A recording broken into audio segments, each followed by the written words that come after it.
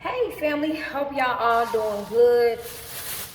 I am going to be talking about what to do if you are homeless. If you are experiencing homelessness, you've been recently evicted and have nowhere to go, and I am going to start my family's dinner, cooking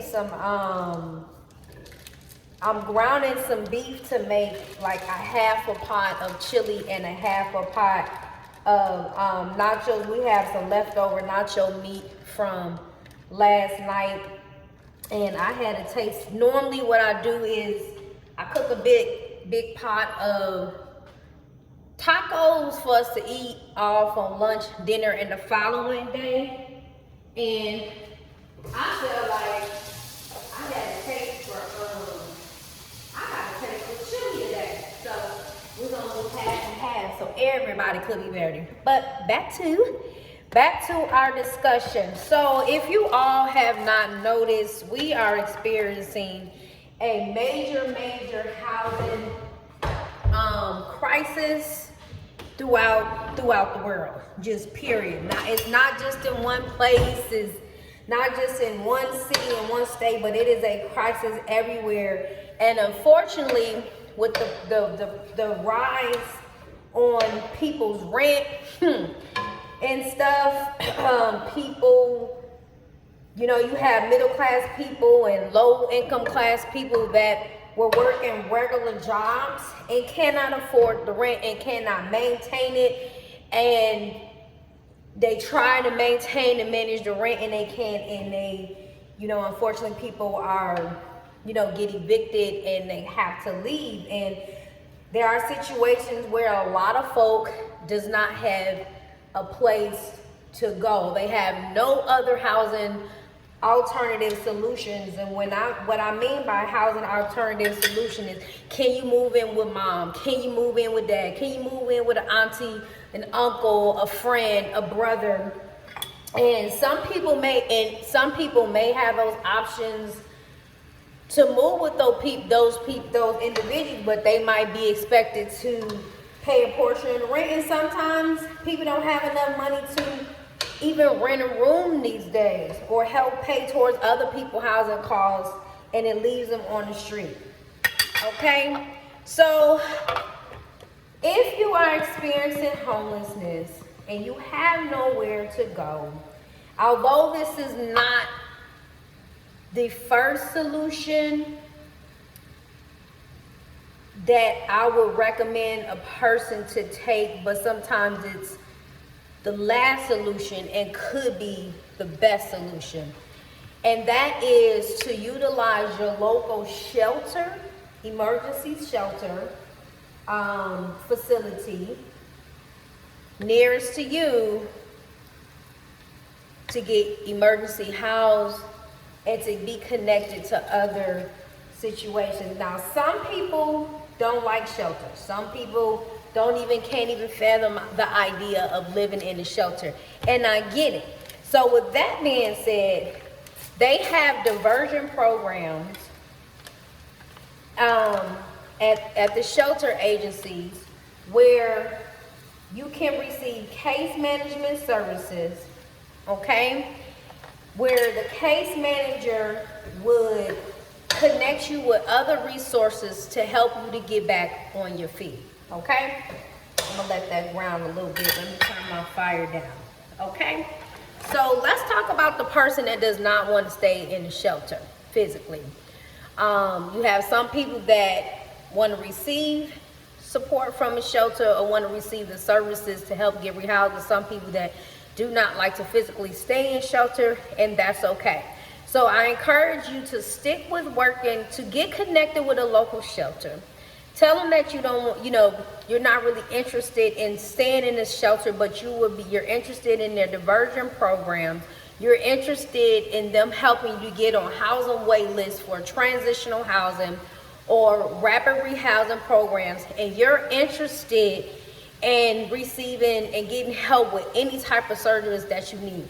Because a lot of time people that end up in shelters are low-income families, people that don't have a nice savings to go get another apartment, don't have money saved up, so you can utilize the shelter to help you get connected to other jobs, other ways to help increase income, other ways to get a new job.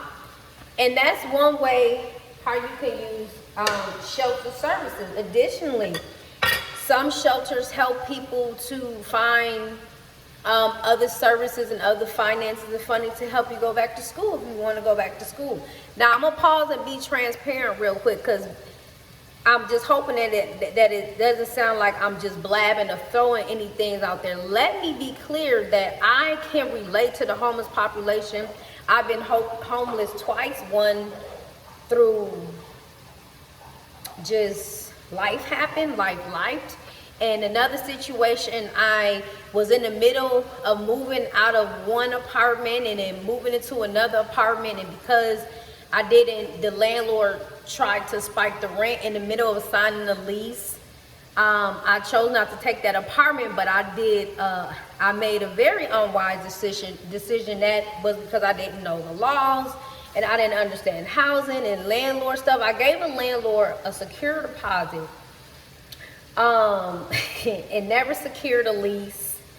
I gave it to him to hold the unit, but because he tried to do some illegal stuff with raising the rent, it was a remarkable exceeding amount of how much he was trying to charge me to move into this place because I had an eviction on my background. Long story short, the landlord ran off with my money, okay? And because I had a fresh new eviction on my background, like 2 years prior to that situation, that homeless experience and happening, no landlord would rent to me. If you don't know, having an eviction on your background is like the plague. Like, it's like landlord just not gonna deal with you, period. So he took my money, and I didn't, have anywhere else to go. A lot of landlords wouldn't work for me. Fortunately, 3 years later, I was able to get my money back because this landlord was a slumlord. He was a shady landlord. He was doing a lot of illegal stuff. So I was working with this free legal aid clinic that helped me to get my money back. And fortunately, I ended up finding another landlord that would rent to me with the eviction on my background, and I was rehoused. So before I got into all this other housing situation, I was once homeless about 11 years ago. So I had to go to a shelter. I had to stay in the shelter for about 3 months until I found a landlord that would work with me, until I was able to save enough money. And I utilized all the services that shelter had to offer me: employment services, job research. I was able to get my master's degree while getting the services from the shelter. I learned financial literacy. Just learned a whole lot. And there was other services in that program that was offered to us. Like, we were able to stay in a day center to get ourselves back on track and be able to use, we were able to do free laundry there, and everything at the shelter was provided to us because the shelter understood the basic needs that family needed to get back on their feet, okay? And I hope I didn't get so sidetracked with me being transparent from where I was actually going in this conversation, but utilize the shelter, okay? Now, that's the first thing you should do.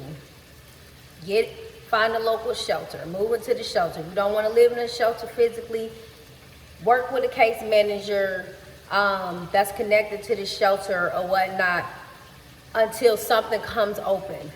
Have those case managers help you get on housing wait list, affordable housing wait list, or see what working landlords those that agency has with other landlords that have affordable rents to offer that you can afford. The second thing that I would tell you to do is to find a way to increase income while you're homeless. A lot of people that are homeless don't even have, they're unemployed, They don't have Social Security benefits. They're not receiving TANF. They're not getting other benefits that they might qualify for. So go to your local DHS office, the Department of Human Services, and see what you qualify for. See if you qualify for LINK. See if you qualify for SNAP. See if you qualify for medical assistance. If you're a mom or a guardian and you have children and you're not working, see if you qualify for TANF, which is a financial benefit that you get through the Department of Human Resources. If you're not working, you can use that. See what work programs they have where you can temporarily work so you can get hired on. Okay, because one of the major issues is the rents are increasing, so that means income has to increase. Third thing I want to tell you to do if you're experiencing homelessness is to try to reduce some bills. You know what I'm saying? Some people that are homeless have very high car loans, which they have expenses that need to be reduced. And sometimes, unfortunately, that might require you giving your car back. Some people are paying $400, $500, $800 for car notes, and that's dipping into your budget. And some people say, well, I can live in my car. You know, I'll sleep in my car. That's what I'll do. But what's going to happen when that runs out? I mean, you can't live in a car forever. That's not like habitable, you know, for all year round. Now you have some people that live in hotter places where the climate is higher, like California or Florida, or some people go homeless in the summertime and they'll rather stay in a park or in their car. But that's not the way to live. That's not the way to live. So if you can, I would either try to get the car note or the car loan refinanced or voluntarily give the car back. It might mess up and interfere with your credit, but me personally, as a human being and from a social worker's perspective, I think that housing is more important than transportation. That's just me, especially if you have kids. And I know you're saying, oh, I work too far, I won't be able to get to my job. Try to relocate. Try to see if the company has another job company nearby for you to relocate, or try to find another job. You just have to like brainstorm and see what works for you. What else would I do? What else do I tell my clients to do? And what else did I do in my situation when I was homeless? Do your own research. What? You want to say something? Oh, do your own research. Do your own network. When you are homeless, you have to be working too. You have to, while the caseworkers is working, while the shelter that you're staying with is working on your behalf, you do your own research. You do your own networking. Try to find landlords that have an affordable rate of rent that you could afford. Try even share living, like finding a roommate. I don't really push that one. That's like a last result. A last result. I would probably tell a person to go stay in a shelter first before they try a roommate situation, especially if you don't know the person. Like, that can get ugly and that can be messy. I'm just saying, that's like a last result. But that's something else you can do. So if you're experiencing homelessness and you're living on the street, first thing you want to do is get help. Seek support with the social service agencies nearest to you. Go to the nearest emergency shelter, nearest social service agency to get assistance with your housing search and to try to help you to get into emergency housing, transitional housing, or rapid rehousing. Another reason why you should go to a shelter and a social service agency is because they have a system, coordinated entry, where they will put your information into this. Ooh, is this? What is this? Oh, that's ground. Oh, I gotta wash my hands. I gotta get that off my hands.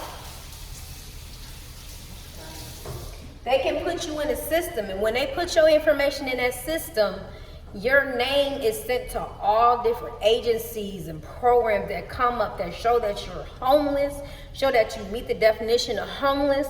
And who knows, sometimes people's names are picked quickly and some people have to work longer, but that will help you to become, receive all different type of housing opportunities, and will help you to become, help you to get stable, okay? So get connected with a social service agency.